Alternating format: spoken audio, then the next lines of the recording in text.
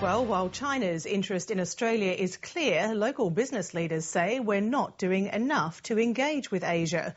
The Business Alliance for Asia Literacy is calling on schools and governments to make Asian skills a core part of the secondary curriculum. They say a failure to develop an Asian talent base could lead to lost opportunities and increased risk. Neil Woolridge reports. From the Prime Minister down, political and business leaders are only too aware of Asia's importance to Australia's economic future. While Kevin Rudd can talk the talk, some question whether Australians not only have the language skills, but also the knowledge of Asian history, culture and customs. By understanding their culture, by understanding what drives the person, hopefully being able to communicate with them in their own language, that's a much easier way of getting inside the head of somebody you're about to do business with.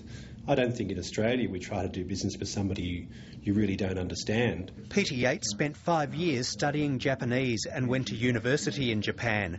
He says the ability to speak the language was crucial to business success in later life. It helped me extensively going up the ladder at Macquarie Bank, and I built a business together with Nicholas Moore in aircraft leasing around my Japanese. In fact, Nick Moore and I used to spend a lot of time together in Japan. But it seems the current generation of students are failing to heed that lesson. The Business Alliance for Asia Literacy says 50% of schools teach very little about Asia, less than 6% of Year 12 students study an Asian language, and only 2% of Year 12 modern history students study China. 2/3 focus on Germany. Australia is the third most monolingual country in the world, and we don't value a second language here. And that's a bit common to all English-speaking countries. Kathy Kirby says the Business Alliance was formed to promote better education in Asian studies and recognise the need to prepare future generations of workers for greater involvement with other economies. Since 1990, our engagement with China has increased an astonishing 16 times.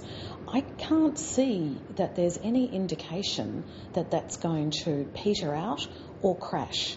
And she argues Australia has an opportunity to build the right education framework through the development of the national curriculum. But ultimately the demand for such courses must come from students and their parents. But we're such a low starting point with languages that I think that one of the quickest ways that we can achieve what's being termed Asia literacy is by ensuring that our curriculum, our history and English and geography curriculum, includes study of the countries of Asia. A survey conducted by Asia Link at the University of Melbourne found that just 20% of Australian expatriates working in China have studied local languages. And Kathy Kirby says that won't be sustainable as the Chinese workforce becomes more educated and skilled. So particularly in law and manufacturing, they've predicted that within 5 years there will not be the same work in that international sphere in China as there is now. So if those companies are going to continue to prosper in China, they're going to start to have to really focus on the domestic market. With the role model that the Prime Minister has provided speaking Chinese and the rallying call by business, that we actually can change the sort of the attitude amongst students and amongst parents encouraging students that this is worthwhile doing. And move beyond merely paying lip service to the emerging economic giants in the region.